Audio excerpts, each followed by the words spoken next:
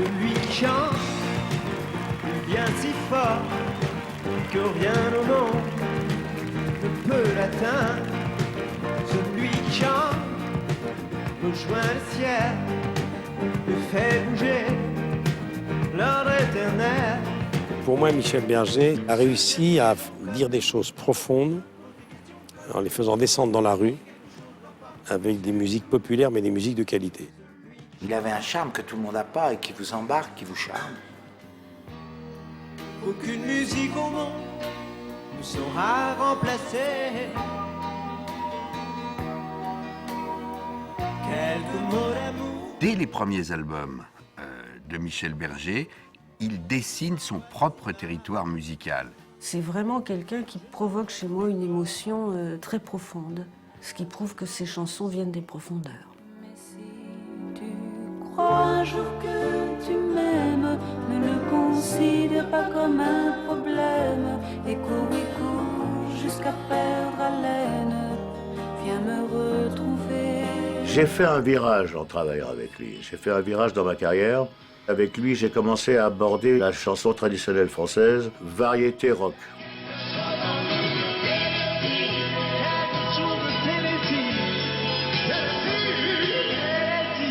Quel est le chef de la famille?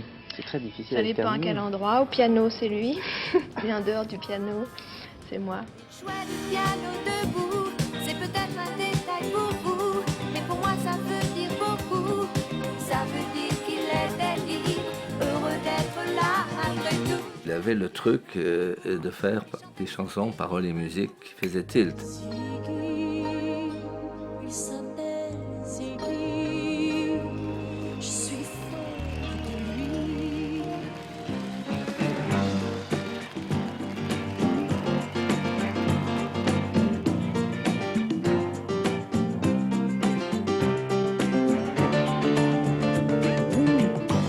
Il a des droits sur son sourire, elle a des droits sur ses désirs. La copie du pianiste.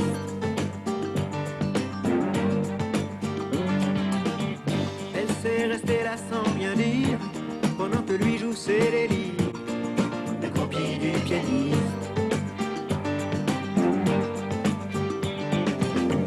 Quand le concert est terminé, elle met ses mains sur le clavier, en rêvant qu'il va l'emmener, passer le reste de sa vie, simplement à l'écouter.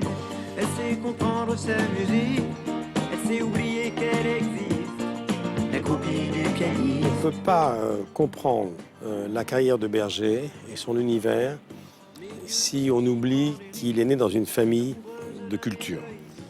Son père était un grand professeur de médecine et sa maman était une grande concertiste. C'est quelqu'un qui a été élevé dans la grande connaissance de la musique classique au sens noble du terme. Il a baigné là-dedans. Ta mère était concertiste? Elle était pianiste, ouais. Vous jouiez à quatre mains tous les deux? Non, j'avais un professeur qui tapait sur les doigts avec une règle pour le solfège. Ouais. Sinon, c'était ma grand-mère qui m'a appris le piano et puis ma mère après a fini le travail. Michel a toujours composé au piano. C'était un fou de Chopin, c'était un fou de Ray Charles, c'était un fou des grands pianistes de jazz, les Peterson, les Artetum, etc. Il est passionné par la musique de Schumann. Il n'y a pas beaucoup de gens qui, avant lui, ont eu cette approche classique, sérieuse, structurée de la musique pop.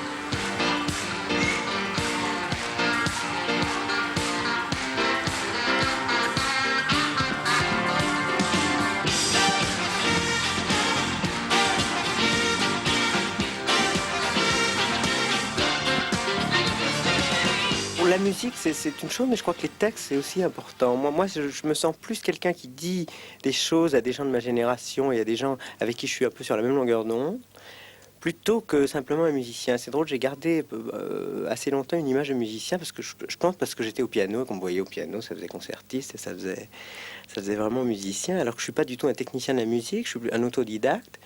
Et je suis plus quelqu'un qui écrit des mots et des chansons qu'un musicien. Vous savez, on a quand même été élevés, lui, nous tous de cette génération-là, part, on a quand même été fort impressionnés par Léo Ferré, Jacques Brel, des gens qui racontaient leur vie. Ça nous a impressionnés. C'était comme ça qu'on sentait les choses. Fallait dire je suis malheureux pour telle raison. Ça faisait partie d'une espèce de... parler de soi comme ça, de ses tourments. Ça faisait partie du truc français, quoi. Attends-moi, laisse faire le temps, laisse-lui le choix. Et si tu m'oublies, c'est que le grand amour, c'est pour une autre fois. Attends-moi, plonge tout entière dans ta solitude.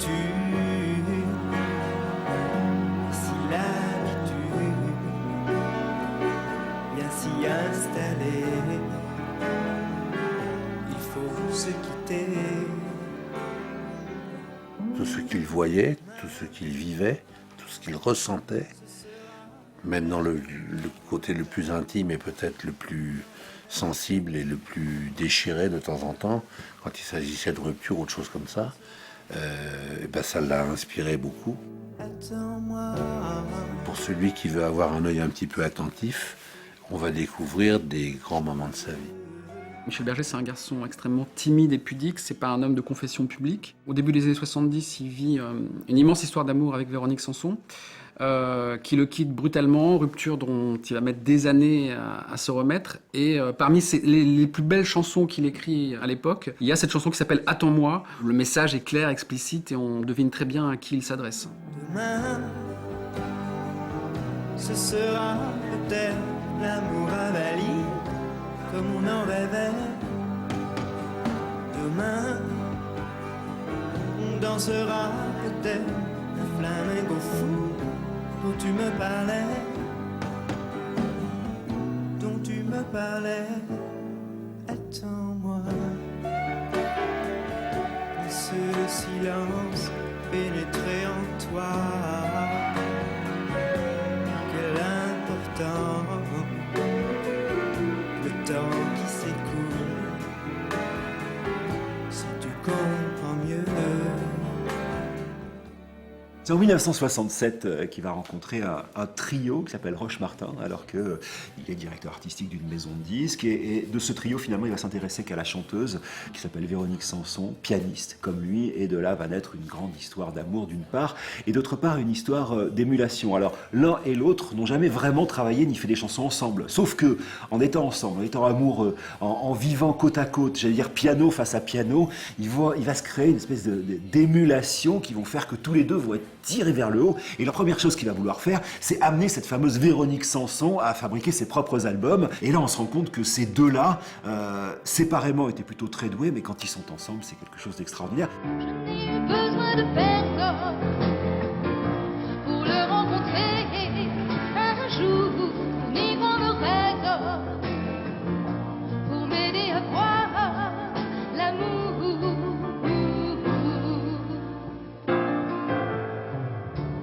Besoin de personne dans le temps quand je me suis fait mal à moi. Besoin de personne quand il est venu vers moi. Vers moi. Ton premier amour. Mais moi, j'ai eu très peu d'amour dans ma vie. C'est Véronique Sanson, ton premier amour? Oui, je crois que c'est à peu près le premier important, oui. Ouais. Vous avez rompu pourquoi? Je sais que c'était fait, il faut le demander.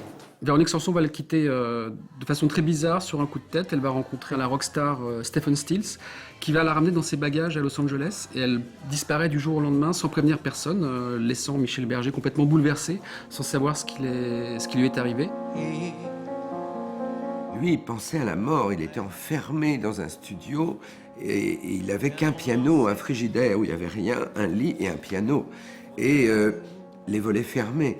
Et là, il a fait des chansons, des tas de chansons, et qui ne parlaient que de désespoir, d'amour perdu, de passion déchirée. Nos souvenirs et nos amours,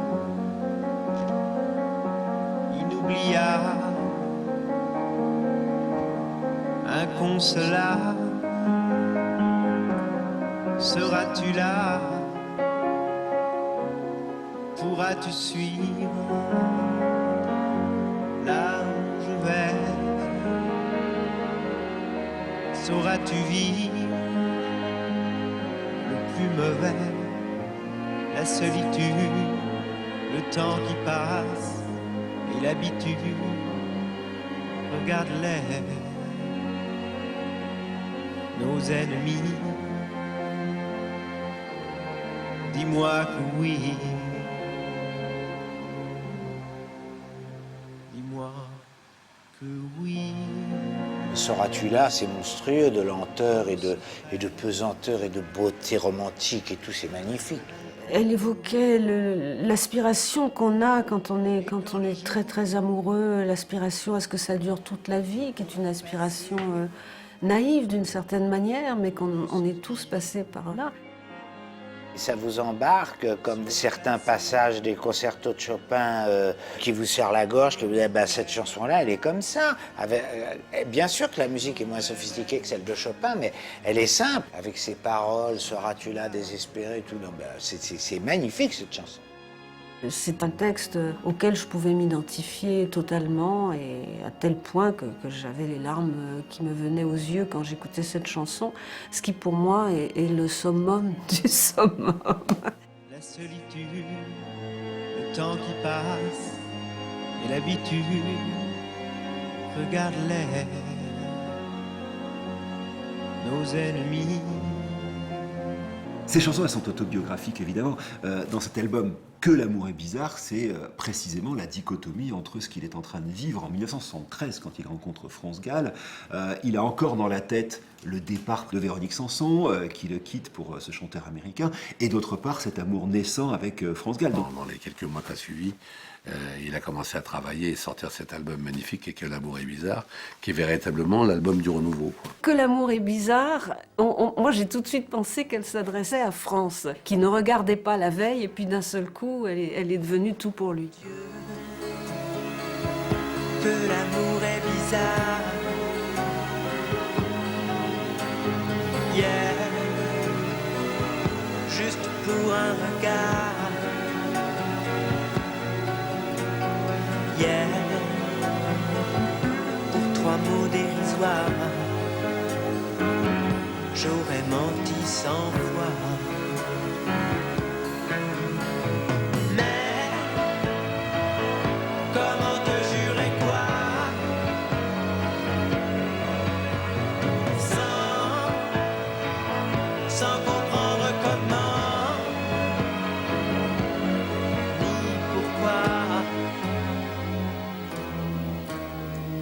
Dieu,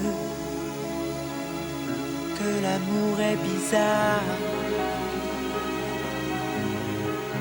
Vois comme il vient, il repart. Un soir, au caprice du hasard, que l'amour est bizarre.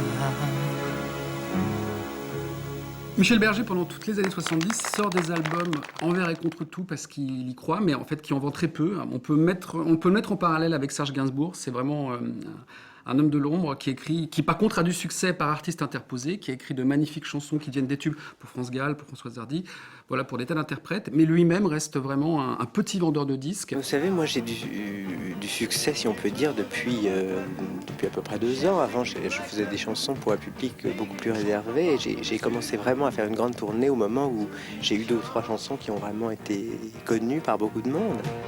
Celui qui chante devient si fort que rien au monde ne peut l'atteindre.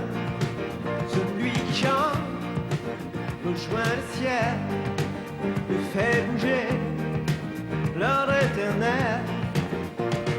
Il se cherche des raisons comme nous, se pose des questions comme nous, mais quelque chose l'emporte au-dessus de tout. Celui qui chante. Et c'est vrai que pour lui, celui qui chante, ça correspondait à quelque chose quand même, parce qu'il avait peur de la scène, il en rêvait. Mais c'était un timide, c'était un réservé. Et lui, il aurait aimé être dans l'ombre et à la fois être une star sur scène. Qui chante, retrouve la vie, retrouve le cri de l'enfant Dieu. Celui qui chante a des regards de vrais bonheur au fond des yeux. Si Michel Berger a su nous toucher au cœur en nous racontant sa vie et ses amours en chanson, celui qui chante fut durant de longues années l'homme de l'ombre, qui confiait ses messages personnels à de prestigieux interprètes. Celui qui chante dans la nuit, celui qui chante dans sa tête à lui.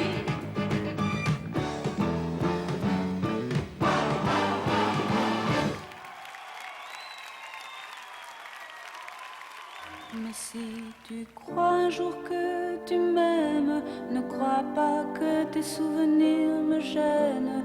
Et cours, cours jusqu'à perdre haleine, viens me retrouver. Si tu crois un jour que tu m'aimes, et si ce jour-là tu as de la peine à trouver où tous ces chemins te mènent, viens me retrouver. Si le dégoût de la vie vient en toi, si la paresse de la vie s'installe en toi, pense à moi, pense à moi.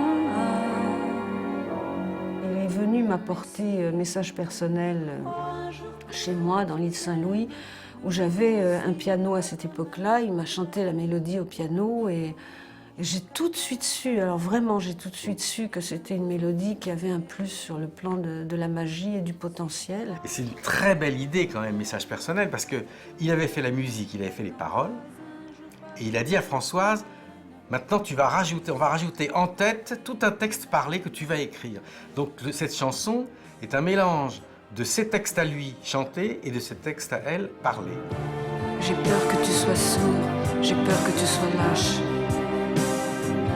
J'ai peur d'être indiscrète.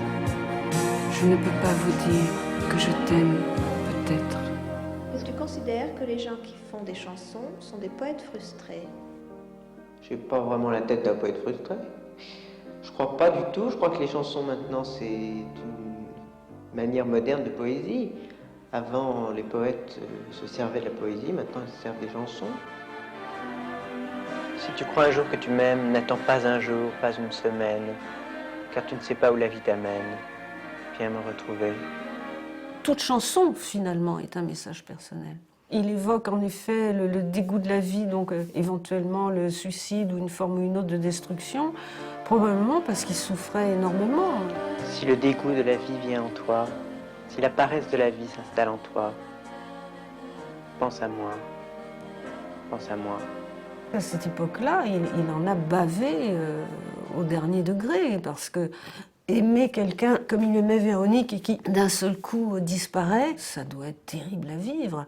Et quant à moi, à l'époque, je connaissais déjà Jacques Dutronc, donc il m'inspirait toutes mes chansons de cette époque-là. Crois un jour que tu m'aimes, ne le considère pas comme un problème. Et cours jusqu'à perdre haleine, viens me retrouver.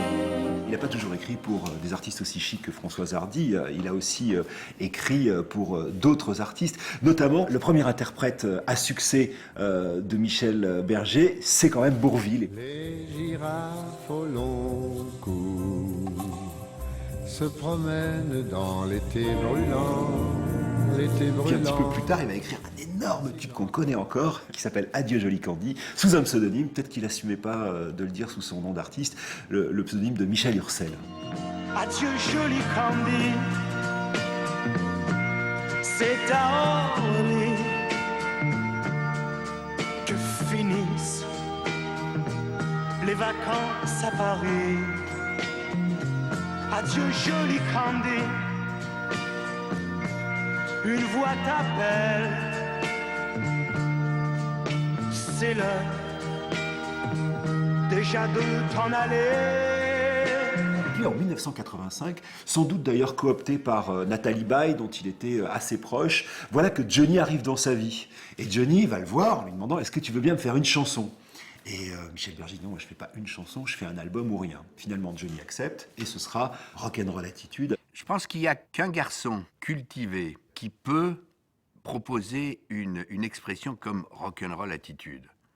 Il n'y a rien de plus pompier. Je crois que Michel a trouvé ce mot, qu'il l'a proposé à Johnny, parce que d'un seul coup, avec la force de Johnny et la grâce que Michel apportait à ses compositions et à son écriture, c'est bien français. Dans sa tête, il fait le vide dans son cœur. C'est un chanteur abandonné qui a vécu sans se retourner. Sûr que le blues est inventé pour lui.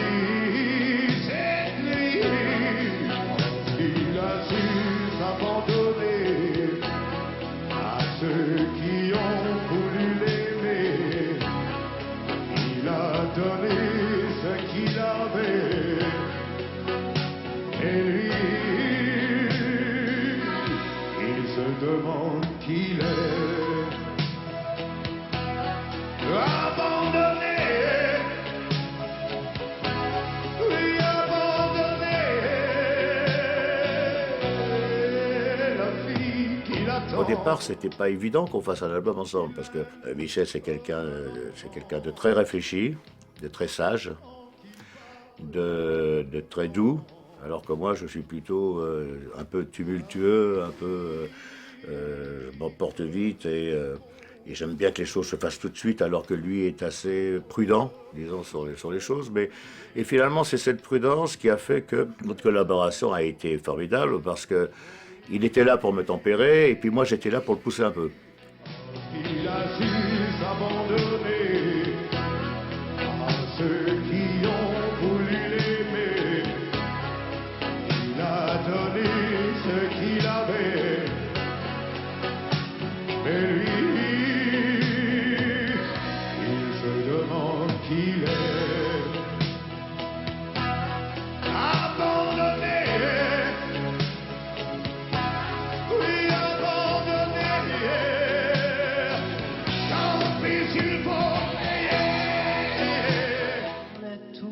Quelque chose en nous de Tennessee, cette volonté de prolonger la nuit, ce désir fou de vivre une autre vie, ce rêve en nous avec ses mots à lui, quelque chose de Tennessee, cette force qui nous pousse vers l'infini. Il y a peu d'amour avec tellement d'envie, si peu d'amour avec tellement de bris. Quelque chose en nous de Tennessee. Moi j'adore le cinéma surtout des années 50, 50-60. Et Michel, c'était quelqu'un qui aimait énormément le cinéma de la même époque que moi. Et donc évidemment on a parlé de Kazan, on a parlé de tous ces films de cette époque-là. Et donc on en est arrivé à Tennessee Williams. Ainsi vivait Tennessee, le cœur en fièvre et le corps démoli, avec cette formidable envie de vie. Oh, ce rêve en nous était son cri à lui, quelque chose de Tennessee. J'ai fait un virage en travaillant avec lui. J'ai fait un virage dans ma carrière. J'étais plutôt, à l'époque, la musique que je faisais, c'était plutôt du rhythm and blues. Et avec lui, j'ai commencé à aborder, disons, un peu plus la chanson traditionnelle française, variété rock, si on peut dire. Il y a quelque chose en nous de Tennessee. Oh, oui, Tennessee.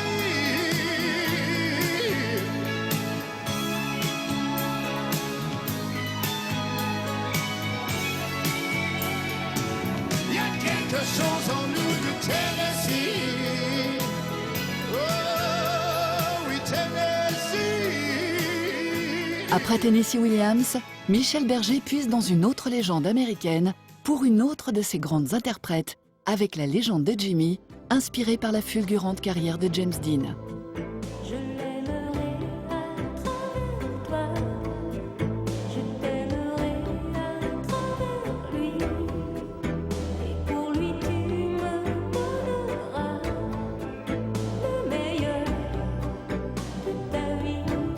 On peut dire que James Dean a été le premier personnage rock finalement. C'était l'apparition du rock'n'roll et c'est un vrai personnage rock. C'est-à-dire que c'est d'abord la première image de l'adolescence. C'est vrai à travers le cinéma, c'est vrai que l'image de l'adolescence maintenant, elle est beaucoup à travers les chanteurs.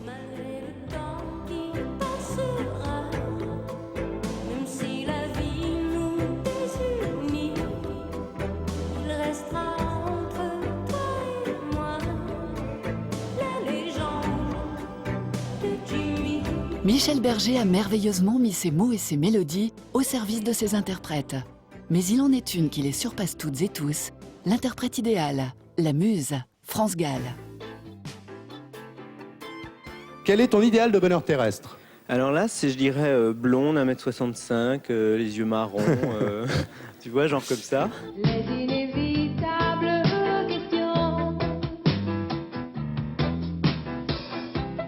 et le feeling prime la raison. Il s'abandonne à l'unisson. Il a tout pour la musique. Et il répète ses mots sans suite et sans logique, comme on dit des mots magiques. Tout pour la musique. Et ils balancent leur tête comme une vraie mécanique, comme des piles électriques. Tout pour la musique. Je travaille beaucoup avec des interprètes féminines.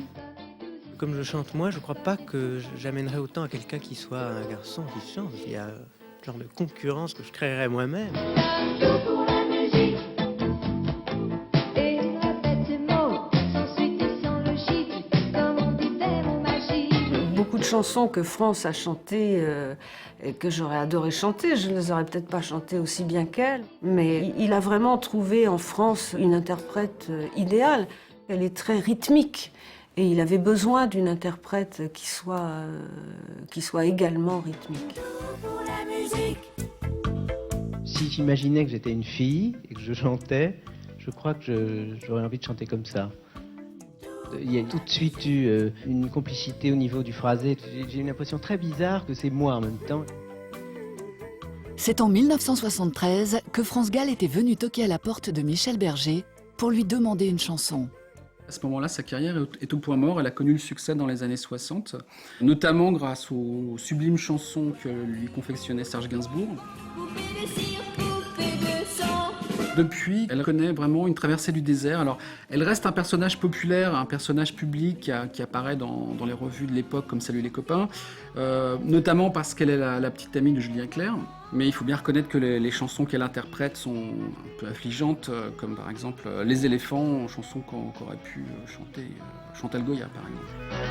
Il raconte, il y a de la musique et des éléphants, des acrobates et des éléphants. Elle a voulu Michel complètement, comme compositeur et comme quelqu'un qui a donné une autre dimension à sa démarche artistique et qui lui avait fait changer totalement d'univers. Elle chantait plus des petits trucs pour les gamines et d'un seul coup elle a chanté des chansons de femmes. Et puis un jour, Michel lui fait écouter une chanson qu'il a composée en pensant à elle. Il espérait l'interpréter lui-même, mais France se l'approprie avec brio. Quand je suis seule et que je peux rêver, je rêve que je suis dans tes bras. Je rêve que je te fais tout bas une déclaration, ma déclaration. Quand je suis seule, que je peux inventer que tu es là tout près de moi. Je peux m'imaginer tout bas une déclaration, ma déclaration. Juste 2 ou 3 mots d'amour pour te parler de nous. 2 ou 3 mots de tous les jours j'ai entendu sa musique pour la première fois, j'ai eu l'impression que c'était moi qui l'avais écrite et que c'était des textes qui correspondaient à ce que je ressentais. Ça parlait de choses toutes simples, avec des mots tout simples. C'était pas compliqué, c'était pas comme un poème, c'était comme quand on parlait dans la vie. Est-ce que tes chansons te suffisent pour parler d'amour? Ah, quelquefois je parle directement, je parle plein de chansons. Mais c'est commode les chansons. C'est bien, on peut dire tout ce qu'on veut. C'est autre chose. Mais quelquefois ça ne suffit pas, il faut autre chose. J'aimerais bien m'exprimer par d'autres moyens. Je t'aime quand tu es triste, que tu ne dis rien. Je t'aime quand je te parle et que tu ne m'écoutes pas. Je me sens bien quand tu es là. Une déclaration. Ma déclaration. Mais France Gall m'a sauvé carrément la vie, puisque j'étais un marginal. Et puis, je vois ici Copyright 1964, pas Idole en 65. 65 Eurovision, Poupée de sang. Oh là là là là. Et là, les portes se sont ouvertes. Ouais. Et tu n'es plus un marginal, c'est fini. Plus un marginal, mais c'est toi qui es avec France Gall. Alors, moi, c'était plus romantique, la rencontre que j'ai eue avec France. Parce que je lui ai écrit un texte que j'avais envie qu'elle dise. Puis elle y a tellement cru que finalement, ça s'appelait La Déclaration. Oui, interférence avec la vie privée aussi. Quand je suis seul et que je peux rêver, je rêve que je suis dans tes bras. Je rêve que je te fais tout bas. Qu'est-ce qu'elle lui fait? Une déclaration. Alors, toi t'aurais écrit autre chose évidemment. Ma déclaration. Ouais. Quand je suis seul que je peux inventer que tu es là tout près de moi. Je peux m'imaginer tout bas. Une déclaration. Ma déclaration. France Gall et Michel Berger, mari et femme, depuis une semaine. En fait, ça fait un peu plus longtemps, mais vous avez réussi à garder le secret pendant quelques jours. Non, 3 semaines, 2 semaines. Pourquoi garder le secret, au fait? Mais parce qu'il y a beaucoup de gens pour qui le mariage, pour les gens qui chantent, c'est plus important que les chansons qu'ils font. Et ça, c'est un petit peu dommage. C'est le désir de séparer vie privée et vie professionnelle? Oui, c'est pas à tout prix se cacher, puisque à partir du moment où on chante, on fait quand même un métier public. C'est de ne pas créer un événement. Très bien. Vous avez une alliance? Oui, Absolument. il faut la montrer, voilà. Non, c'est très bien, on vous croit sur parole. Quel est le chef de la famille? Ah, ça c'est terrible. C'est très difficile Ça à dépend à déterminer. quel endroit. Au piano, c'est lui. Et en dehors du piano, c'est moi. Quittons dans ce monde insolite le bruit des pelles mécaniques qui construisent quoi. Faisons taire les mélancoliques avec notre propre rythmique et notre joie. Il a découvert la disco lors d'un voyage avec France à Los Angeles, à Las Vegas, où il y avait des grandes boîtes. Il regardait les lasers, il regardait toutes les lumières, et le son extraordinaire qu'on n'avait pas encore en France. J'ai été effondré par l'espèce de marée du disco qu'il y avait aux États-Unis, qui est venu en Europe après, mais qui aux États-Unis était bien pire, parce que je veux dire, à la radio, on n'entendait que ça, et sur le même modèle, et c'était un envahissement complet de la musique américaine. Ce qui fait que j'ai imaginé l'histoire d'une fille qui travaillait dans une boîte de nuit, qui entendait que du disco toute la journée, et je croyais que ça allait être pas très important dans l'histoire du disque, en fait. Et c'est arrivé au moment où le disco est arrivé en France, ce qui fait que ça a pris une dimension énorme. France Gall à New York, sous la pluie, une première. Musique, que les orchestres se mettent à jouer, que nos mémoires se mettent à rêver, et laissons voyager nos pensées, laissons aller nos corps et flotter. L'un contre l'autre, musique. On est trop faible pour s'entretuer.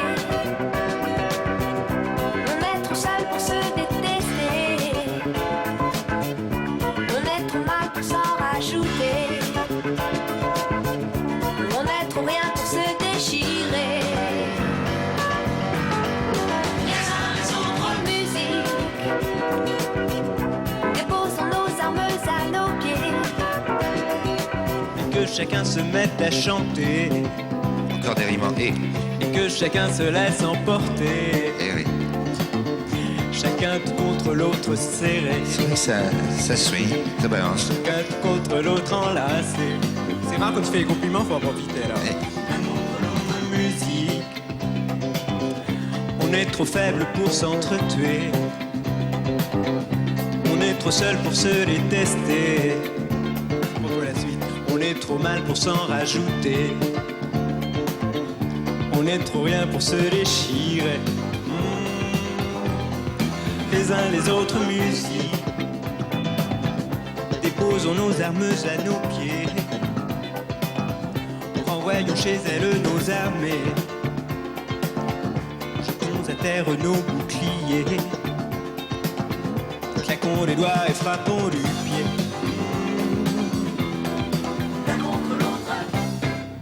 Oui, c'est efficace. C'est efficace. Ça, on sait pas si c'est gentil ou méchant.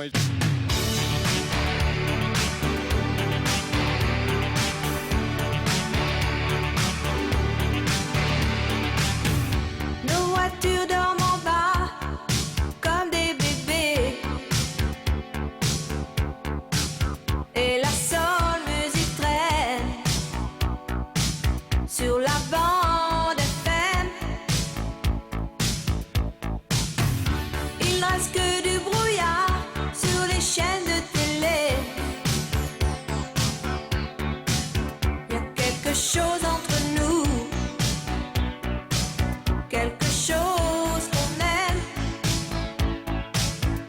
Mais si tu veux me dire ce que tes yeux veulent me dire,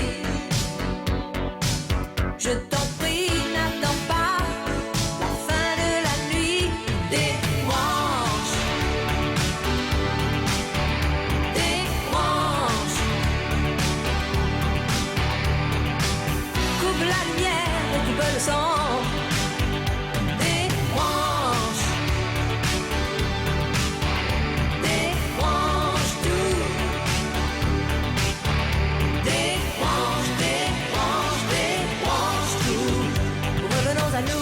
En 1982, Michel a eu un besoin vital de partir ailleurs, de faire le tour du monde. Parce que il venait d'apprendre la maladie mortelle de sa fille et il venait de perdre son frère. Et ça, c'était impossible. Donc il a dit, il faut que je parte. Il a pris le premier avion, il a fait le tour du monde, et notamment en Asie. Et c'est l'Asie qui l'a le plus marqué. Là-bas, il a découvert la misère, le manque, les gens qui dorment dans la rue. C'était impensable pour lui. D'abord, physiquement, on se retrouve, il y a des endroits où on se retrouve un peu au Moyen-Âge, dans le temps évidemment, et on retrouve une espèce de fraîcheur extraordinaire des gens. Et moi, je crois que les voyages, c'est indispensable à cause de ça. Il faut partir. C'est un privilège de partir, évidemment. Je sais que tout le monde ne peut pas partir, mais on se rend compte tellement du monde dans lequel on vit quand on bouge. Et moi, c'est ce qui m'a apporté le plus. En plus, pour écrire, c'est indispensable. Hein.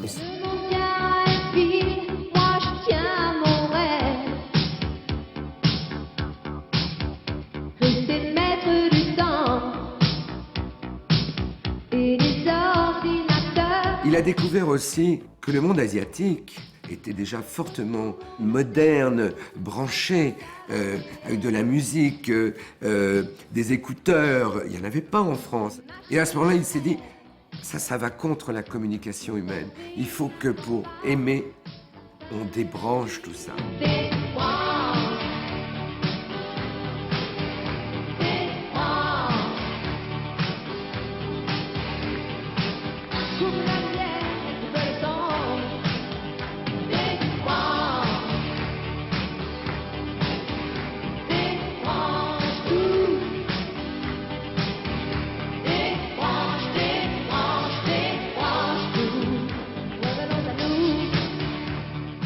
Vraiment France qui organisait un petit peu les vacances. Et une année, ils n'avaient pas encore de maison dans le Midi, ils avaient loué une maison à côté d'Aix-en-Provence. Et c'est de ce passage de vacances dans une maison magnifique qu'est née une chanson qui est peut-être la plus belle de Michel. Cézanne, c'est autre chose, c'est ce qu'on appelle une chanson d'album, perdue au fond d'un album, mais cette chanson-là m'a apporté plus que n'importe quelle autre.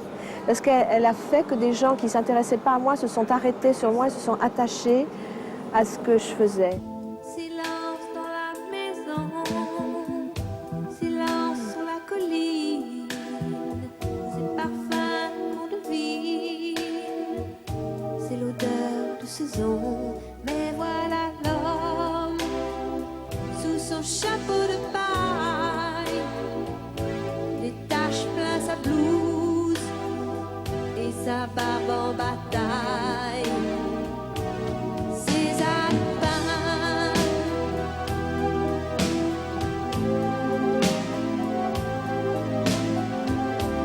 laisse s'accomplir la magie de ses mains. Ses alpins Lève un tout petit peu le voile sur la passion qu'avait Michel pour les arts, lui qui avait fait une maîtrise de philo sur l'esthétisme. Ton metteur en scène de cinéma favori? Je dirais Kubrick. Je ferais bien une petite comédie musicale avec Kubrick, là. Ça doit être passionnant. Ton peintre favori? Ah bah écoute, c'est Cézanne, ça. Si le bonheur existe, c'est une épreuve d'artiste. Cézanne le sait bien.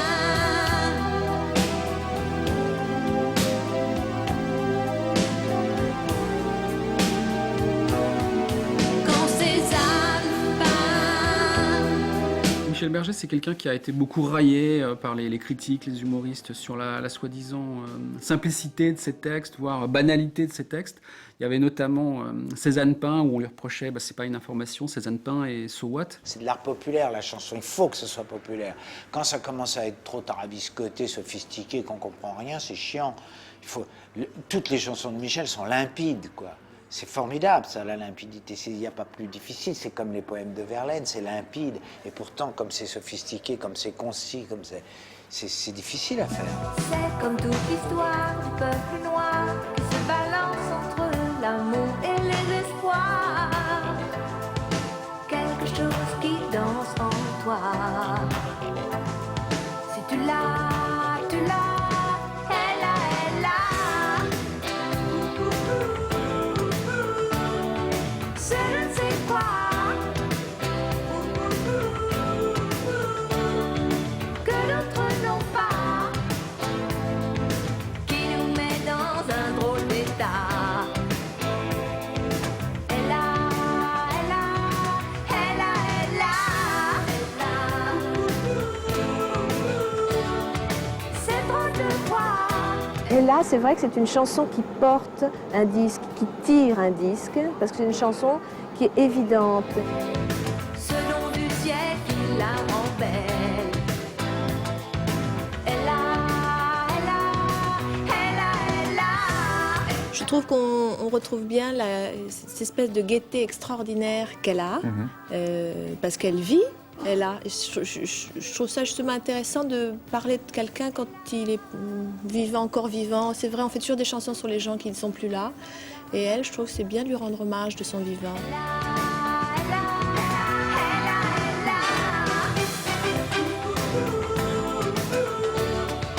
C'est drôle de voir. C'est drôle de joie. Ella, hommage à une reine du jazz, milieu d'autres chansons sous influence, directement inspirées par les stars du rock, qui fascinaient tant Michel Berger.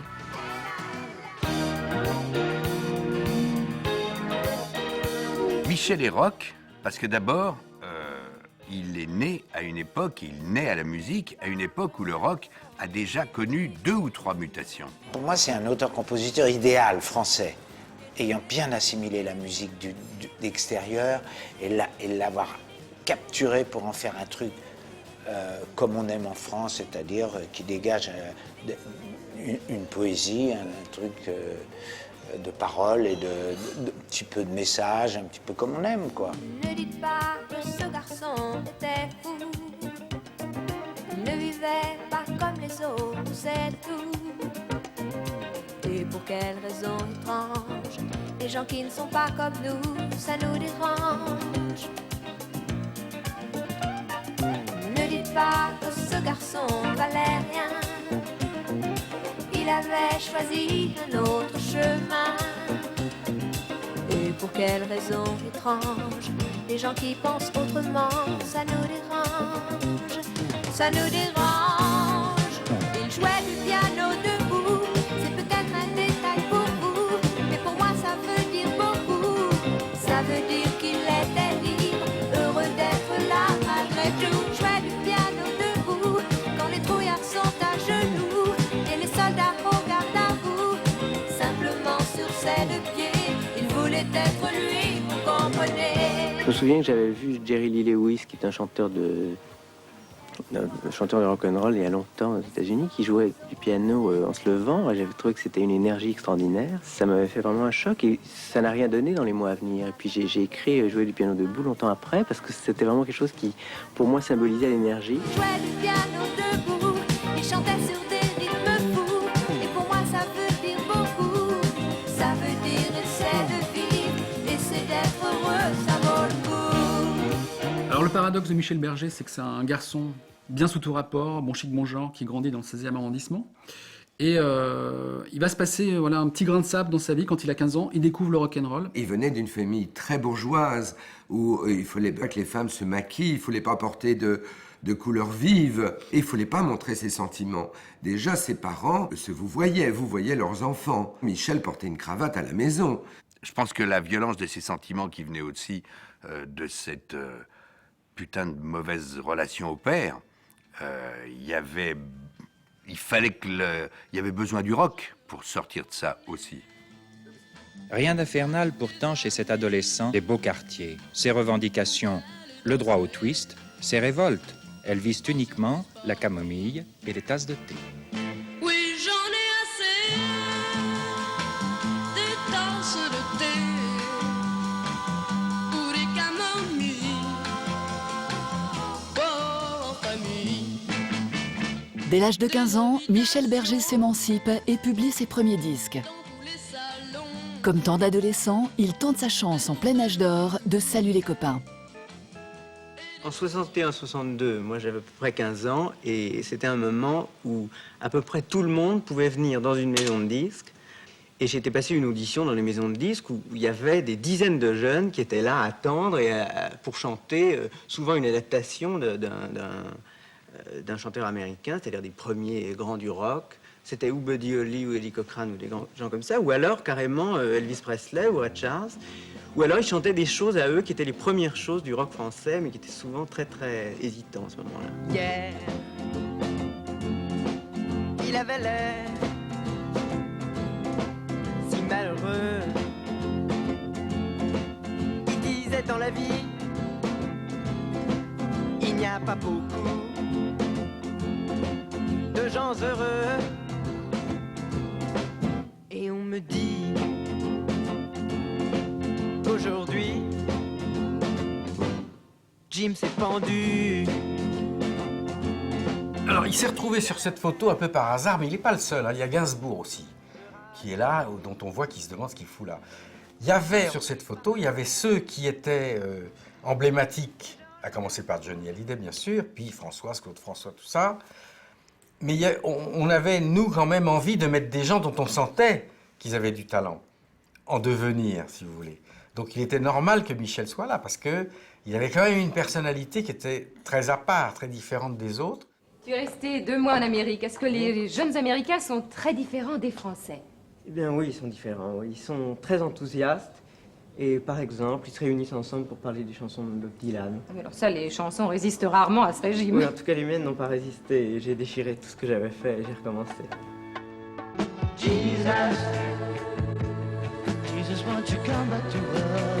Il restera toujours fasciné par les États-Unis et par ce côté anglo-saxon. Et pour prouver une première fois qu'un artiste français est capable de faire aussi bien qu'un Américain, il va se faire passer pour un compositeur américain et signer pour un chanteur allemand qui s'appelle Jeremy Fess, qui chante en anglais, une chanson qui s'appelle Jesus. Et il va la signer pour l'occasion sous le nom de Mike Hamburger.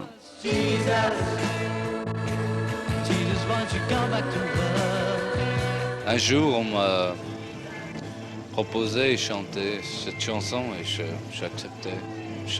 On n'arrête pas de nous dire oui, la musique des Américains c'est beaucoup plus intéressant, le rock c'est fait pour les Américains. Et on s'est dit bon, on va faire un disque Ouais, c'est comme Sheila quand elle chantait sous un nom américain. Non, mais là, personne ne savait que c'était nous, tu comprends. Et donc, les programmateurs de radio nous ont dit, voilà, ça, c'est vraiment de la musique américaine.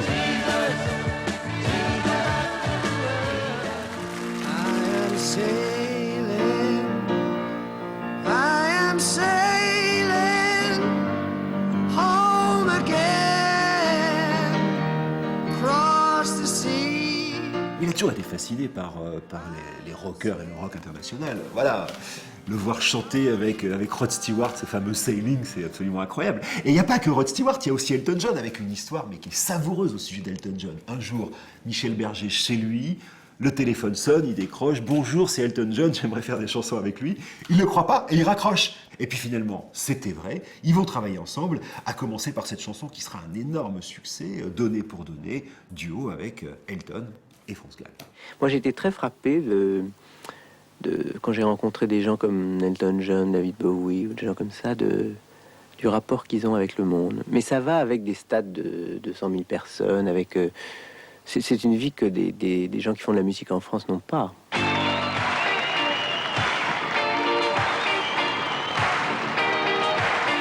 J'ai toujours adoré les excès de Mick Jagger et tout. Quand il chante Let's Spend the Night Together, on dirait un chat sauvage. Il dit Let's spend the night. On dirait une bête qui va. Et j'adorais ça, mais moi je suis pas comme ça. Mais lui était pareil, il aimait ça beaucoup et en même temps il était pas comme ça. On pouvait pas faire ça, nous. On fait autre chose. Au-delà de ses révoltes, de ses mélancolies, de ses langueurs, de ses tristesses et de ses explosions, il restait quand même le petit garçon qui, dans sa chambre, entre ses parents pas gays et son milieu où il ne se trouvait pas, était quand même fasciné par les stars du rock. Et même quand lui devient une vedette majeure, il sait que ce sera jamais son truc de grimper dans une limo interminable et d'avoir un manteau à col de fourrure. Et il a ce petit regret-là. Il ne le sera pas. Mais c'est quand même un truc qu'il adore.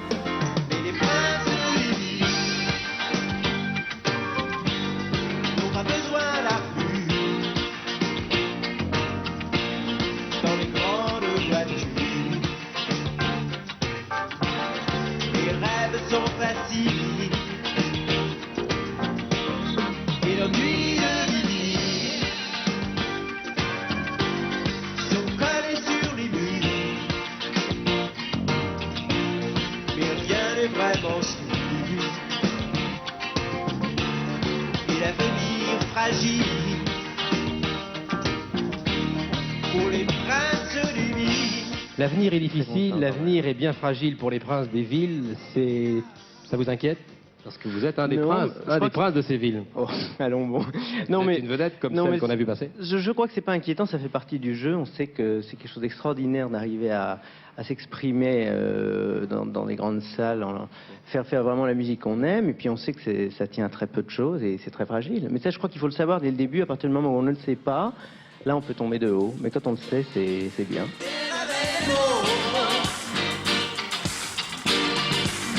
Au rythme des pianos, des rock'n'roll shows, des idées bizarres, vivre au rythme des guitares, des rock'n'roll stars. Entre sa passion pour les princes de la musique anglo-saxonne et sa formation classique, Michel signe son chef-d'œuvre en composant les inoubliables chansons du plus célèbre opéra rock francophone, Starmania. Du rock'n'roll show.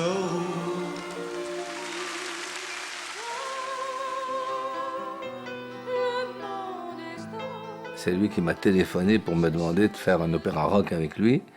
Alors que moi, j'avais le rêve de faire un opéra rock de mon côté, à Montréal. Tu vas peut-être nous expliquer un petit peu ce que c'est que Starmania, en deux mots. C'est un opéra rock. D'ailleurs, je me suis costumé en opéra rock ce soir. Le haut en opéra, le bas en rock. Ah oui, oui, j'ai remarqué, oui. J'ai la tête qui éclate, je voudrais seulement dormir, m'étendre sur l'asphalte et me laisser mourir. Stop, le monde est stop, je cherche le soleil au milieu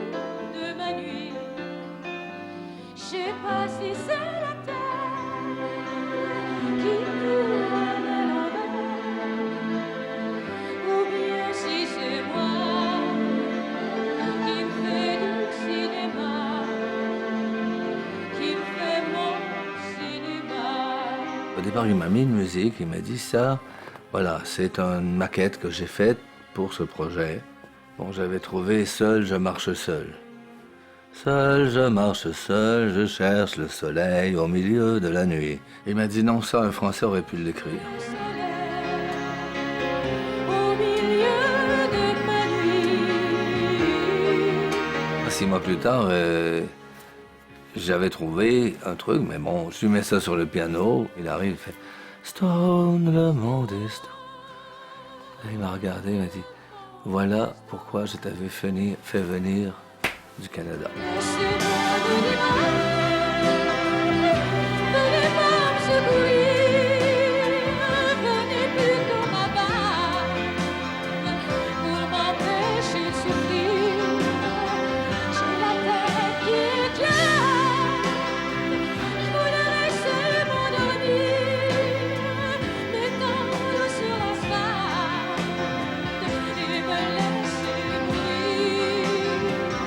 Les policiers du FBI ne savent toujours pas où se trouve détenue Patricia Hearst, fille du magnat américain. Il y avait un fait divers des années 70 qui l'avait fasciné. C'était cet enlèvement de Patty Hearst, qui était l'héritière d'une immense fortune américaine et qui avait pris fait et cause pour ses ravisseurs. Et cette histoire avait fasciné Berger, d'où l'idée de Starmania. Moi, j'avais une idée qui était de partir de l'histoire de Patricia Hearst. Oui.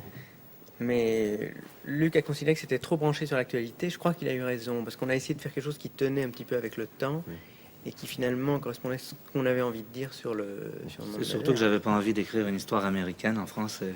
J'aurais voulu être un artiste pour pouvoir faire mon numéro. Quand l'avion se pose sur la piste à Rotterdam ou à Rio, j'aurais voulu être un chanteur.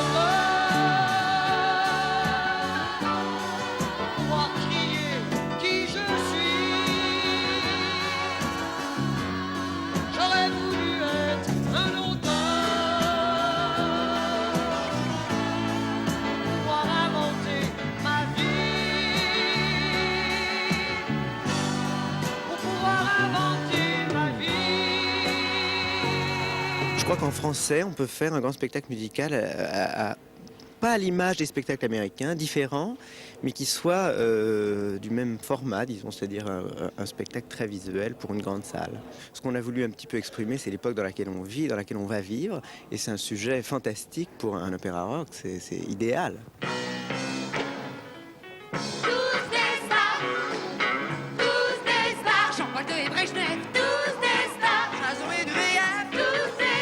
On est à la fin d'un siècle, on est à la fin d'un Moyen-Âge probablement, avant la nouvelle ère technologique. Et je dépeins un peu ce nouveau monde qui nous arrive, où tout va être uniformisé, ou qui va être complètement dominé par la télévision. Est-ce qu'il va rester de la place pour l'individu? Est-ce qu'il va rester de la place pour que chacun puisse faire briller sa petite étoile à lui? Donc créer cet univers de Starmania, qui est un univers presque de science-fiction, où il dénonce la toute-puissance des médias, il est même visionnaire. Il décrit la réalité qu'on va connaître dans les années 80-90. Il y a une sorte de Big Brother, de dictateur, il y a des bandes qui viennent de banlieue, il y a l'omniprésence de la télévision. Donc il y a toute cette société complètement folle et paranoïaque qui va arriver et qui va se produire dans les années 80. On arrive de nulle part, sans domicile, on dort dans les hangars. Ce soir, on va peut-être tout casser. D'aller danser, ne sortez pas trop tard. De peur qu'on ira tout mieux au jaguar. On arrive en vie. Balavoine se pointe chez Berger, et là je lui explique qu'il va jouer un jeune terroriste. Et là, il dit, tu sais ce que je lis en ce moment? Et moi, je lui dis que c'est d'inspirer un peu de la bande à Bader, des mouvements punk de Londres. Il sort le livre qu'il avait sous le bras. C'était un livre sur Bader, le chef de la bande à Bader. Donc, c'est extraordinaire. Tout ce qu'on veut, c'est être heureux. Être heureux d'être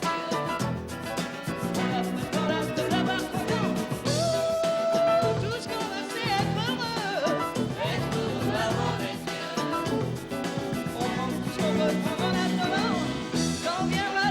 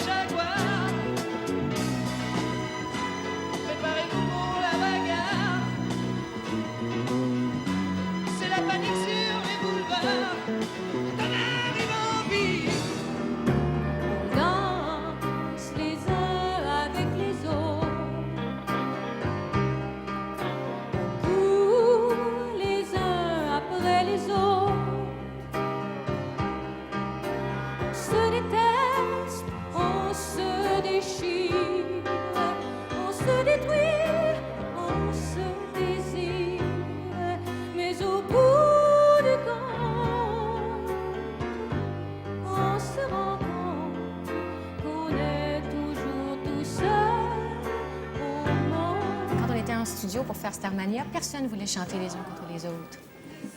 Ah non, moi je trouve ça va pas dans ma voix et tout ça. Alors le dernier jour du studio, Michel et Luc disent, mais quand même, il faut que cette chanson soit dans le disque et tout. C'était la chanson qui a... Alors moi j'ai dit, ben, écrivez-moi les mots sur le... Moi j'en ai déjà 3, les mecs, si vous voulez, je peux en chanter une 4e. J'ai dit, écrivez-moi les paroles. Elle a dit textuellement, écoutez les boys, si ça peut vous rendre service, moi je veux bien vous la chanter. C'est comme ça que ça s'est passé. On se déteste, on se déchire, on se détruit, on se désire, mais au bout du compte, on se rend compte qu'on est toujours tout seul au monde. Starmania, elle n'est pas tombée du ciel comme ça. Hein. C'est le fruit d'une longue réflexion et sans doute de l'envie de créer une œuvre qui commence avec la deuxième partie des années 70 quand les Carpentiers lui demandent de fabriquer ce fameux conte Émilie ou la petite sirène pour une émission de télé. Émilie avait une passion dans sa vie, la musique. Et tous les jours, elle regardait à la télévision ses vedettes préférées. Dans un beau show, il y a la vie et la tendresse. Oh oui, qu'est-ce que c'était bien ça. Le fait que cette comédie musicale ait été écrite en vue d'un seul passage à la télévision prouve les facilités insensées que Michel avait à composer des mélodies. C'est 2 ou 3 mesures dans le brouillard épais d'une chanson d'amour en anglais. Les chansons que chantait Eddie Mitchell, que chantait Christophe, les chansons que chantait France, bien entendu, qui comme d'habitude étaient celles que je préférais. Et vous, monsieur le professeur, le rock'n'roll ne fait pas peur. Apprenez-nous. Eh bien, je vous dirais que si le son d'une Rickenbacker vous fait quelque chose là au fond du cœur, eh bien, vous emportez la queue du Mickey. Bonsoir, je rends l'antenne. Mon grand regret, c'est que ça ne soit jamais sorti en disque. Il y avait des chansons absolument merveilleuses là-dessus. Pas de disque en effet pour cette comédie musicale, sauf pour la chanson principale, qui est publiée en 45 tours et se transforme en énorme tube en duo par Michel et France. Je suis née d'ici, Pas un Memphis, je suis de Paris, pas de Paris. j'ai jamais connu Cab Calloway, J'ai jamais rien produit sur Broadway. je connais pas si, Pas Albany, je suis pas Yankee, t'es un titi. moi je suis pas pour les cocoricots. Mais y a aussi les mauvais dans l'Ohio. Ça balance pas mal à Paris, ça balance pas mal. Ça balance pas mal à Paris, ça balance aussi. Ça balance pas mal à Paris, ça balance pas mal. Ça balance pas mal à Paris, ça balance aussi. Ça balance à Paris, c'est un manifeste. C'est de dire, il n'y a plus besoin d'aller chercher les ricains, il n'y a plus besoin de nous bassiner avec les anglo-saxons, même si on les adore. Ça balance au sens du jazz et de la musique et de la rythmique et de celle qui fait battre le cœur. Ça se passe à Paris, les gars. Les claquettes, c'est plus de notre époque. La métro Goldwyn Mayer, c'est plus la meilleure. Ça balance pas mal à Paris, ça balance pas mal. Ça balance pas mal à Paris, ça balance aussi. Ça balance pas mal à Paris, ça balance pas mal. Ça balance pas mal à Paris, ça balance aussi. Le principe traditionnel de la comédie musicale américaine telle qu'elle existe depuis 20 ans, c'est pas du tout ce qui m'a fait écrire Starmania au point de vue musical. C'est plutôt tout l'univers du rock et de ce qui s'est passé en musique rock depuis 15 ou 20 ans. Depuis sa balance à Paris et Starmania, l'opéra rock à la française a trouvé son tempo. Ses grands airs sont désormais repris par des stars internationales. Ziggy, il s'appelle Ziggy, je suis folle de lui. La première fois que je l'ai vu, je me suis jetée sur lui dans la rue. Je lui ai seulement dit que j'avais envie de lui. Il était 4 heures du matin, j'étais seule et j'avais besoin de parler à quelqu'un. He can do whatever he wants, I don't mind, but he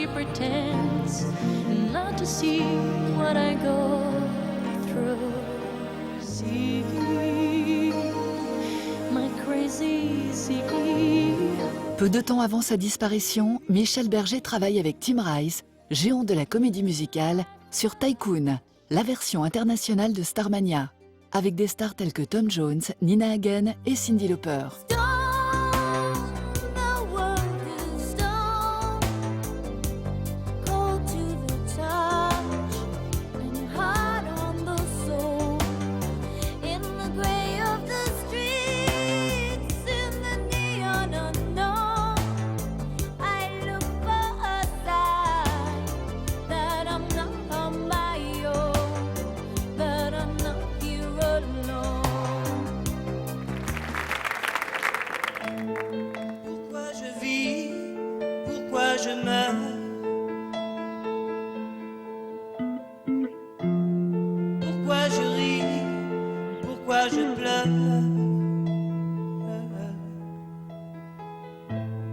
Voici le SOS d'un terrien en détresse.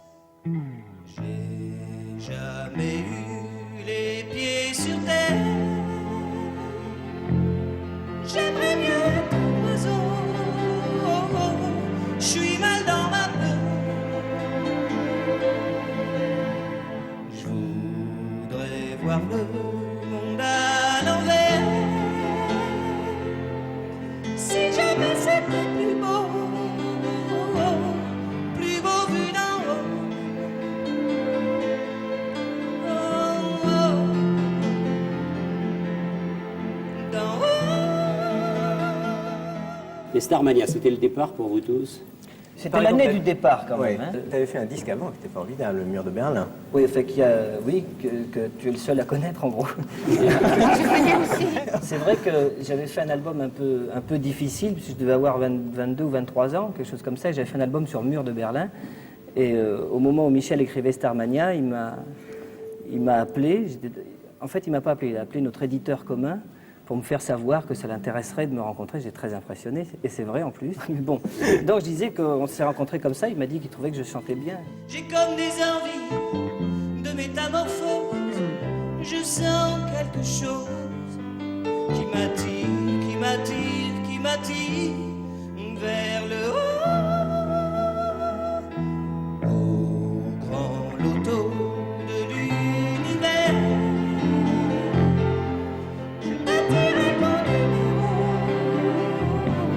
Je suis mal dans ma peau. SOS d'un terrien en détresse, il n'était pas dans l'album original. Mais Michel était tellement amoureux de la voix de Balavoine qu'il lui a fait cette musique pour l'étendue de sa voix qui a 2 octaves et demie et qui est extrêmement difficile à chanter. Je crois capter des ondes venues d'un autre monde. J'ai jamais eu les pieds sur terre. J'aimerais mieux être un oiseau. Je suis mal dans ma peau. J'ai jamais eu les pieds sur terre. J'aimerais mieux être un oiseau. Dodo, l'enfant d'eau. J'ai été témoin de l'amitié de Daniel et de Michel, et il y avait quelque chose de bouleversant. Tous les opposaient, physiquement, psychologiquement, parce que l'un pouvait avoir des colères profondes, je pense à Michel Berger, et ça se voyait dans son œil, dans sa bouche qui se crispait, dans un vocabulaire acéré, alors que Daniel va tempêter, vous prendre au col, y compris si vous êtes François Mitterrand. Ce que je peux vous donner, en tout cas, généralement, c'est un avertissement. J'ai peut-être du culot de faire ça, je suis obligé de le faire comme ça parce que je dois faire vite. Ce que je peux vous dire, c'est que la jeunesse se désespère, elle est profondément désespérée parce qu'elle n'a plus d'appui. Ce que je peux vous dire, c'est que le désespoir est mobilisateur et que lorsqu'il devient mobilisateur, il est dangereux et que ça entraîne le terrorisme, la bande à Bader et des choses comme ça. Vous pourrez presque dire, en caricaturant, que l'un a fait lire l'autre. Michel a amené Daniel à approfondir ses argumentaires, à aller chercher de la culture derrière ses intuitions. Et Daniel a décomplexé Michel en lui donnant l'envie et la capacité psychologique de prendre position Cette complicité, au demeurant, est triple. On ne peut pas exclure France de cette incroyable passion amoureuse qu'il y avait entre Michel et Daniel. Il y avait une espèce de magie de ce trio. La manière dont France regardait Michel, qui regardait Daniel, et la manière dont Daniel regardait ces deux-là qui s'aimaient, c'était hallucinant. C'était un ballet magnifique à observer. Écoute ce qu'il reste de nous, immobile et debout, une minute de silence. Ce qu'il reste, c'est tout, de ces deux cœurs immenses et de cet amour fou.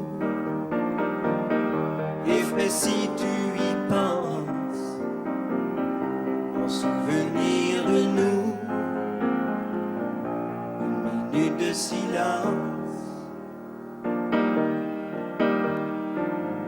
Écoute passer mes nuits blanches dans tes volutes fumées bleues.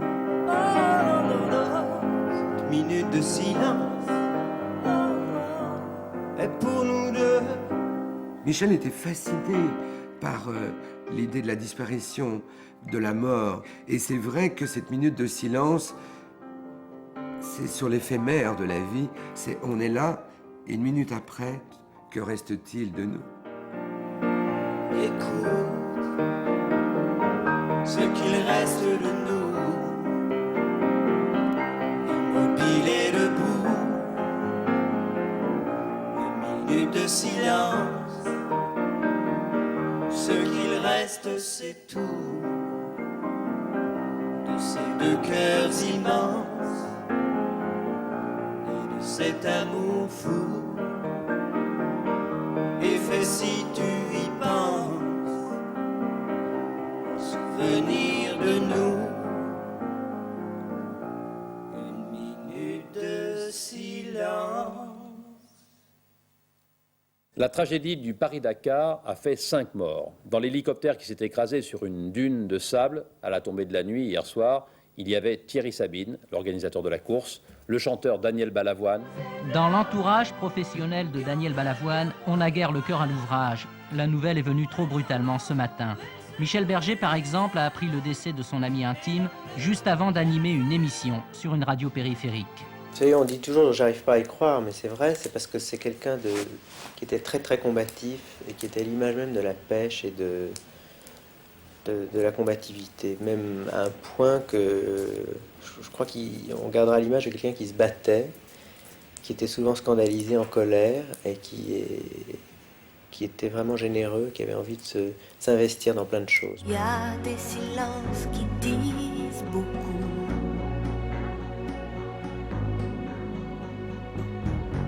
Plus que tous les mots qu'on avoue.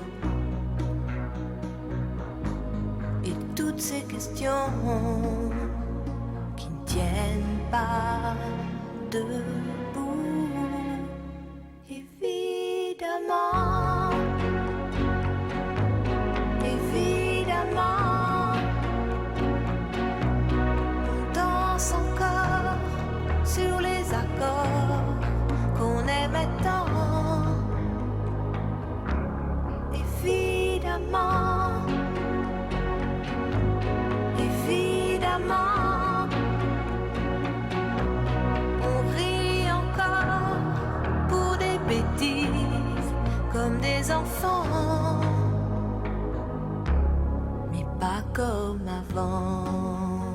Évidemment, c'est pour moi la démonstration presque absolue du talent poétique de Michel. Il nous dit toute la force de l'absence, de cette langueur qui vous prend lorsque vous savez qu'un moment heureux sera toujours pesant de l'absence d'un ami qui est devenu absolument essentiel dans votre vie. Évidemment, c'est plus comme... On va rigoler, on va s'amuser, mais plus comme avant. Ça peut être indécent, ça peut être là, c'est tout en retenue, C'est adorable cette chanson. On garde cette blessure en nous.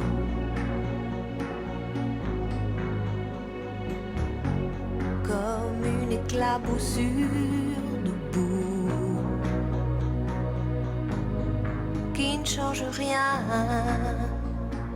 qui change tout. Évidemment, évidemment, on danse encore sur les accords qu'on aimait tant.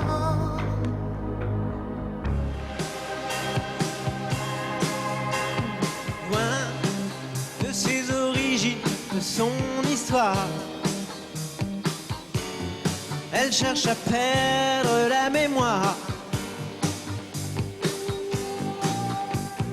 Loin de la mousson et du ciel bleu noir, déracinée par le hasard, dans un monde qui n'a rien à voir. Mademoiselle Che, tout ce qu'elle demande, c'est de pouvoir comprendre ce qu'elle fait là. Mademoiselle Che. Je crois pas qu'on défende des causes en chantant, et ça j'y ai jamais cru. Je crois qu'on peut par contre communiquer les émotions, et c'est ce que j'essaie de faire. Je communique plus en faisant des disques et des chansons qu'en parlant. Mademoiselle Chang, c'est l'histoire d'une petite Cambodgienne qu'ils ont connue, qui s'occupait de leurs enfants. Ils ont tout fait pour qu'elle retrouve les siens. Vous savez être temps, elle se met dans vos bras, elle vous montre sa chambre, et elle vous dit tout bas quelques mots dans sa langue, mais vous ne comprenez pas. D'utiliser la musique. C'était pas quelqu'un qui s'en servait pour la politique, de la musique. Michel, ça lui permettait, à travers des textes de chansons, de mobiliser les gens.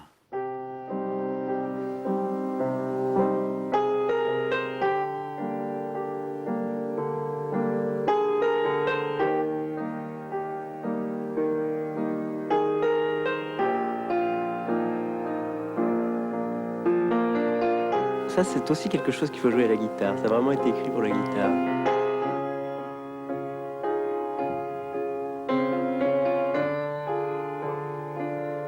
Une des choses qui m'ont amené à écrire ce texte, c'est les affiches d'Amnesty, avec un type avec des barreaux comme ça devant sa tête. Puis hommage aux gens qui ont quelque chose à l'intérieur d'eux et qui ne peuvent pas l'exprimer. Ça, je crois que c'est une des choses les pires qui puissent arriver à un homme.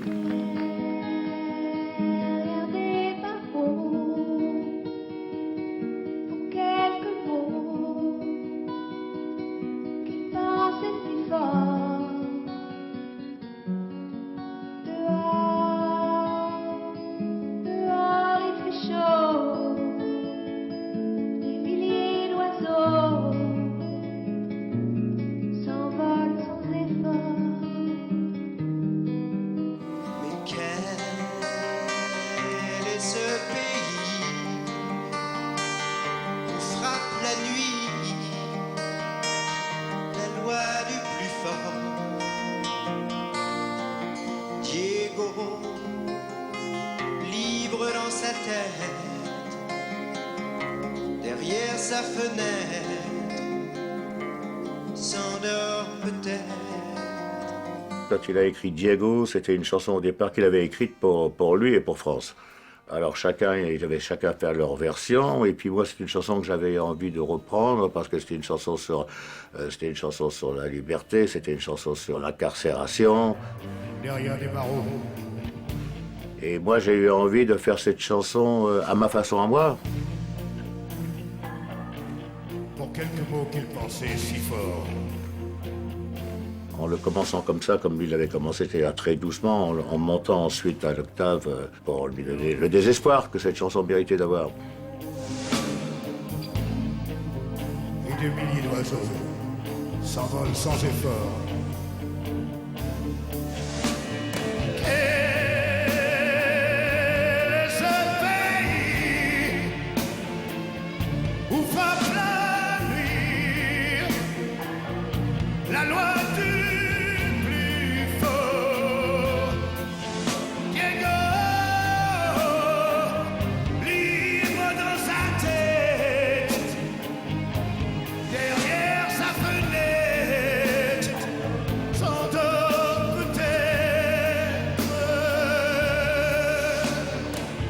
milieu des années 80, en pleine période où la France connaît une vague de xénophobie.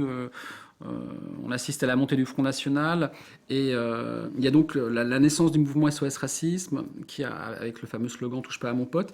Michel Berger va se sentir très touché par tout ce qui se passe, par ces problèmes de société et ça va nous donner l'album Différence, sur la pochette duquel il pose entouré de gens de toute ethnie, de toute provenance. C'est une sorte de message universaliste.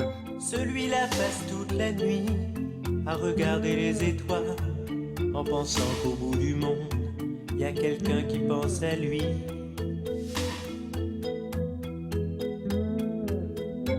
Et cette petite fille qui joue, qui ne veut plus jamais sourire, et qui voit son père partout, qui s'est construit un empire. Où qu'ils aillent, ils sont tristes à la fête, où qu'ils aillent. Ils sont seuls dans leur tête. Je veux chanter pour ceux qui sont loin de chez eux et qui ont dans leurs yeux quelque chose qui fait mal. Je veux chanter pour ceux. On pense à tous ces gens qui sont chez nous à travailler, qui sont loin de chez eux. Et c'est beau parce que c'est pas revendicatif et en même temps ça l'est, quoi. C'est plus chic que tout. Et elles sont comme ça, toutes ces chansons. Elles sont porteuses toujours d'un petit message, d'un truc. Je veux chanter pour ceux qui sont loin de chez eux. C'est magnifique. Il y a quelque chose de pas trop premier degré qui est vachement bien. Je veux chanter pour ceux qu'on oublie peu à peu et qui gardent au fond d'eux quelque chose qui fait mal. Chanter pour ceux. Il y a une époque où la chanson c'était quelque chose pour faire passer 2-3 minutes agréables, amusantes, et maintenant c'est devenu autre chose, c'est un vrai moyen d'expression, je crois, vraiment dans le monde. Et un chanteur s'engage. Il s'engage à... C'est plus compliqué qu'un engagement politique, c'est un engagement à une vision de la vie, et ça c'est pour ça aussi qu'il y a ce rapport passionnel, je crois, entre les gens qui nous écoutent et nous, c'est parce que on a vraiment une manière de voir le monde, et c'est ça qu'on essaie d'exprimer à travers les chansons. Et c'est un rapport fort, C'est ce qui est formidable, c'est qu'on a en même temps les mots et de la musique, et c'est deux choses qui se complètent fabuleusement. C'est quelque chose de vraiment extraordinaire.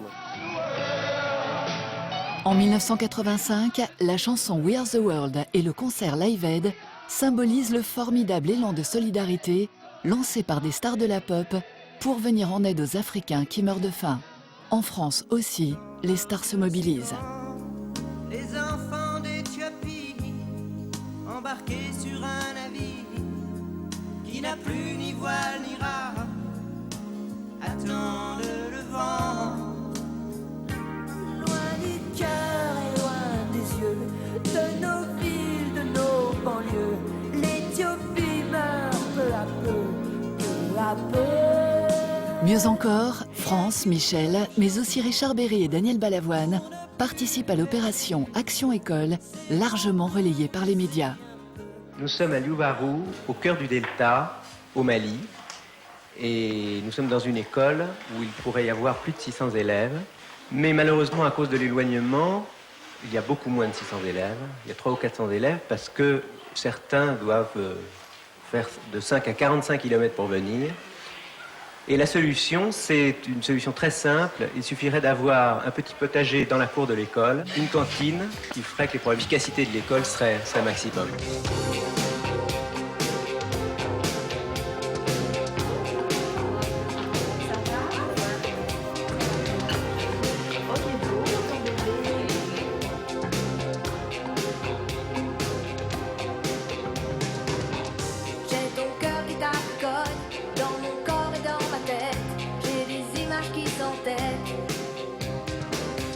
J'ai des ondes de chaleur et comme des cris de douleur qui circulent dans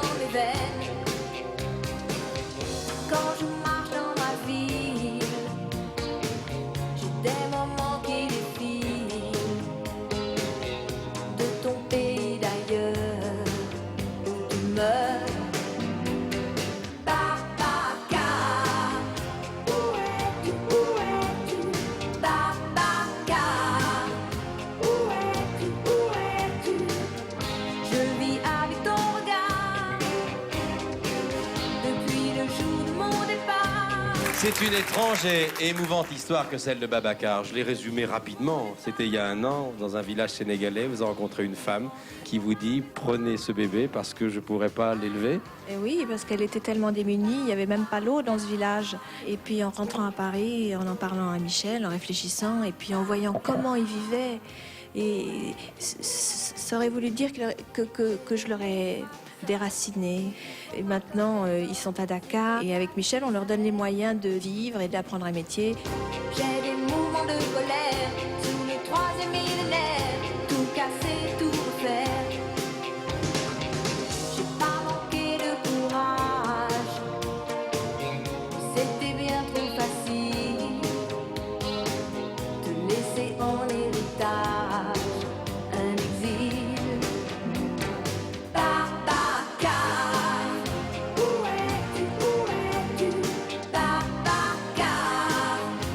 En 1990, Michel Berger ne se remet pas de la disparition de ses amis Coluche et Balavoine. Il est aussi miné par la maladie de sa fille, Pauline. Il a arrêté la scène parce qu'il a été rongé par la peur de faire le concert de trop. Il a passé 40 ans. Et il se demande quelle est la place d'un chanteur de rock passé 40 ans. Il se demande s'il n'est pas ridicule, s'il va continuer encore longtemps à faire ce métier. Donc il se pose plein de questions. Et il sort cet album « Ça ne tient pas debout » qui est truffé de chansons à message. Parmi ces chansons à message, Le Paradis Blanc reflète les préoccupations écologistes d'un Michel Berger d'humeur sombre, fasciné par la pureté originelle d'une nature brute, celle du Grand Nord. Il y a tant de vagues et de fumée qu'on n'arrive plus à distinguer le blanc du noir et l'énergie du désespoir. Le téléphone pourra sonner. Il n'y aura plus d'abonnés et plus d'idées que le silence pour respirer, recommencer là où le monde a commencé. Je m'en irai dormir dans le paradis blanc,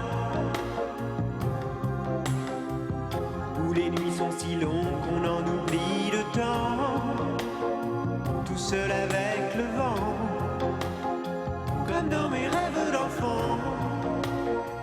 Le changement peut-être, c'est que ce disque a été fait à New York, qu'il y a une grande énergie dedans, et j'ai envie de dire des choses qui sont quelquefois des choses qui sont de colère par rapport au monde, mais aussi d'amour de certaines choses. J'avais envie de parler de l'Antarctique, j'avais envie de parler. J'ai fait une chanson sur un jeune handicapé qui m'a procuré une émotion très forte. Souvent les nuits d'orage, tu fais des drôles de rêves.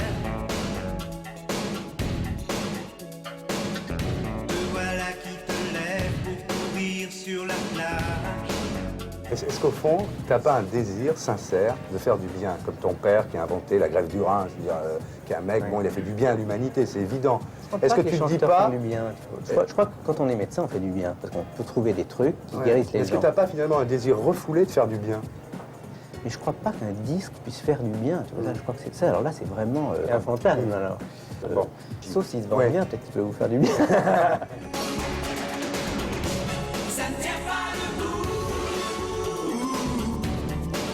Le malheur, ça n'existe pas. Tu l'as toujours su. Ta vie, on s'en fout. On est tout petit devant toi. Ta vie, tu as vu. Le monde ne marche pas non plus.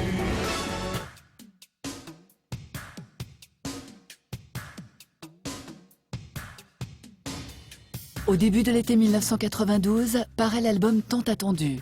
Double jeu réunit enfin en duo Michel et France, porté par des titres lumineux, comme Laissez passer les rêves, qui traduit l'envie de retrouver l'enthousiasme de leur rencontre. Laissez passer les rêves, celui de Teresa et de Charlie Chaplin.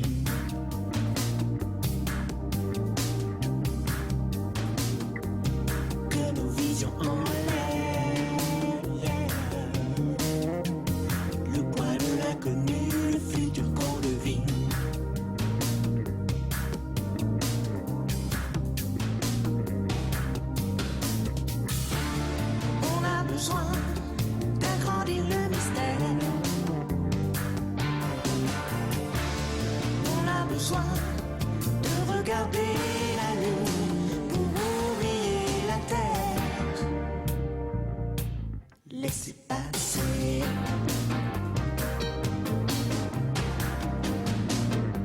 À laisser passer les rêves. À la rentrée, Michel et France avaient prévu de monter sur scène pour la première fois en duo, à Paris, puis en tournée. Mais au cœur de l'été, tombe l'horrible nouvelle. Le public et le monde de la chanson bouleversés par la disparition de Michel Berger. L'auteur-compositeur est mort d'une crise cardiaque la nuit dernière à l'hôpital de Saint-Tropez. Michel Berger était en vacances depuis une dizaine de jours dans sa maison de Ramatuelle. Il a été pris d'un malaise au cours d'une partie de tennis. Je me retourne, tout le monde est là. D'où vient ce sentiment bizarre que je suis seul? Parmi tous ces amis et ces filles qui ne valent que quelques mots d'amour. Michel Berger, pour moi, c'est un de nos plus grands mélodistes. C'est quelqu'un que je continue d'écouter avec toujours la même émotion. Sa manière d'orchestrer, de préparer l'orchestration et la composition sont hors d'âge. Et les chansons de Michel, elles sont intemporelles. Je t'envoie comme un papillon à une étoile.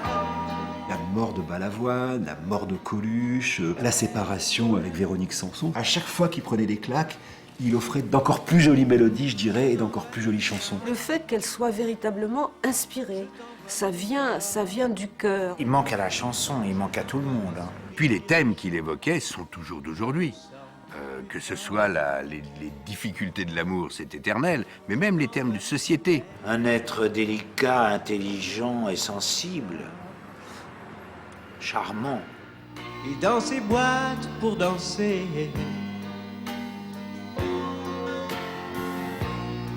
les nuits passent inhabitées.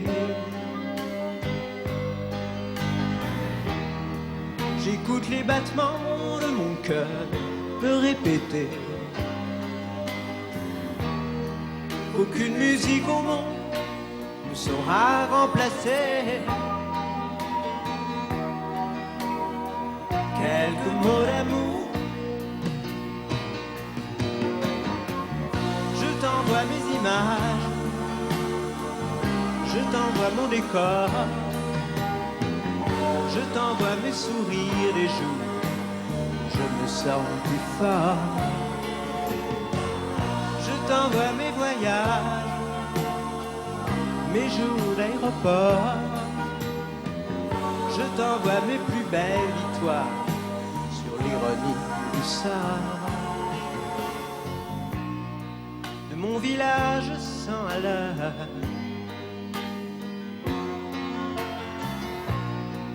où les docteurs greffent mes cœurs.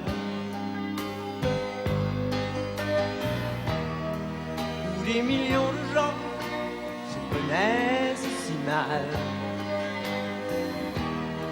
Je t'envoie comme un papillon à une étoile.